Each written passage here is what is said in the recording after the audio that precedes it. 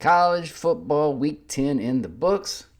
My record for the weekend: 6 wins or 6 picks right to 1 loss.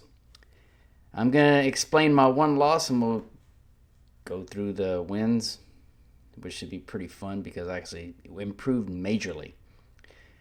Now, please read the description box before any questions about point spreads. I start picking my games as soon as the point spreads hit mint, like you're looking at right now. I look at them, I read them, and as the day progresses, going from Friday night through the weekend, they randomly drop their point spreads. I don't know how they do it. I don't really care. It's kind of cool. But if you go look on Yahoo Sports inside the app, they have games picked all the way through the year, end of the year, which don't make any sense because of all the turmoil that happens. But okay, my week 10 at 6-1. This will bring my to-date total to 45, 29, and 1. I mean, here we go. Georgia minus 6.5 at Florida. Now, I had this game all the way to the last second.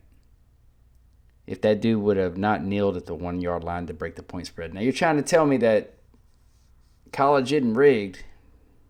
Hey, Florida couldn't have done anything either way. So, yeah, they broke the point spread because of a kneel at the 1. I would have been perfect. Oh, well, it's disappointing. All right, my picks that were right. Penn State plus 4 at Ohio State. I had Ohio State minus the points. It was a beatdown. Vanderbilt plus 6 at Texas. I took Vanderbilt and the 6. Remember, these are very early point spreads that I get way before the games start, just like I'm doing today. Oklahoma plus 3.5 at Tennessee. I took Oklahoma in the points, of course. Oklahoma did what they had to do. Cincinnati at Utah. I took Utah minus 5. And Utah are proving that they're way better than I thought they were. South Carolina at Ole Miss. And Ole Miss at minus 5.5. Ole Miss took care of them. Good for them. I'm glad to see it. It's nice to see somebody new, hopefully, to make a playoff. And the one that I had a real good feeling about was Navy at North Texas. And North Texas with minus 3.5. And North Texas took care of that undefeated team, which I will be taking the Navy game this week at Notre Dame. And Notre Dame's going to beat them down too because they are pushing for a playoff. Here we go. Week 11 picks and recaps of what I saw coming down the pipe with coaching. So here we go. LSU at Alabama. LSU plus 6, I have no faith in them. I'm taking LSU and minus points at home. Alabama is way better. And being at home, I know it could be a rival game and it could be back and forth and be three points, but minus 6 is still good for me. Texas A&M minus 5.5 at Missouri. Texas A&M all the way. Texas A&M minus 5.5. They are proven without a doubt that they belong in the top 10. Here's where it gets interesting. This next pick is 2 piles of diarrhea. Colorado Buffalo plus 3.5 at West Virginia. I'm taking Colorado plus 3.5 just because I'm tired of making negative sayings about Deion Sanders and the Colorado Buffaloes. I'm pulling for them. And West Virginia and Rich Rodriguez it's terrible. Over there is terrible. They're playing on the road. Do I think West Virginia has a chance? Of course. Both these teams, they're both bad. But I'm taking the points. It's retarded no matter what. Next, number 4, BYU plus 10 at Texas Tech. BYU and the defense, I'm taking plus 10. Texas Tech can put a lot of points up, but BYU, they want to play in the playoff. They have to do something with this game here. But to cover 10, I know Vegas can beat me bad, and they've shown it in the past few weeks, but BYU has a point to prove. Next, number 5, Iowa State at TCU. TCU minus 1. Basically a pick 'em in my opinion. I'm taking TCU at home.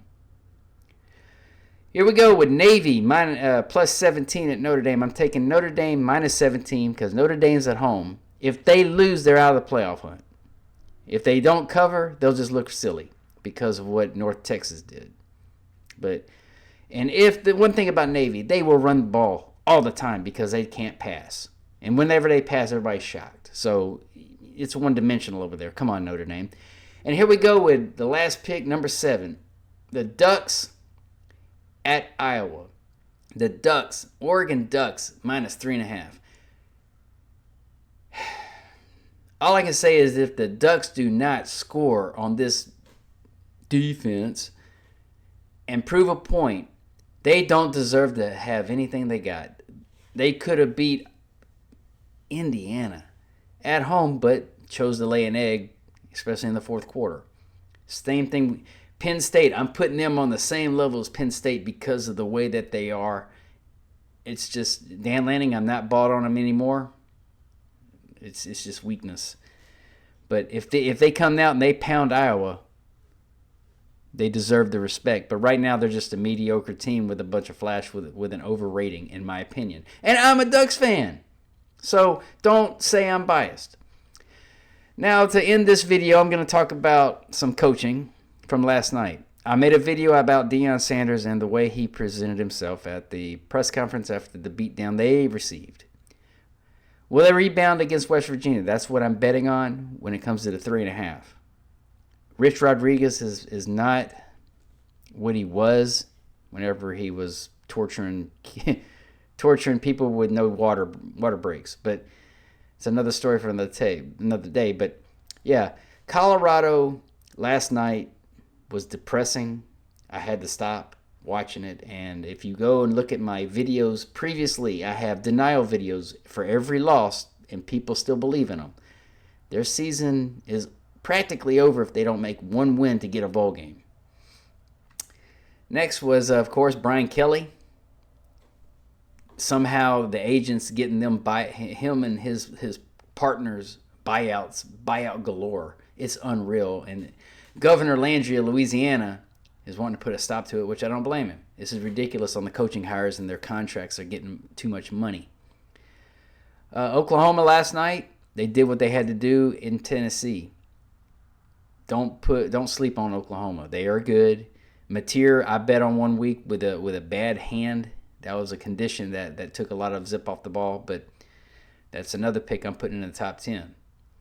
But I just want to put that out there. Please, don't gamble on my picks. I am doing pretty well compared to other people, but I'm having fun with it, and people are actually using some of my picks and saying that they did well. But, hey, I'm well over 500, and I'm actually doing a little bit better than a lot of big guys out there. So, hey, here we go to week 11.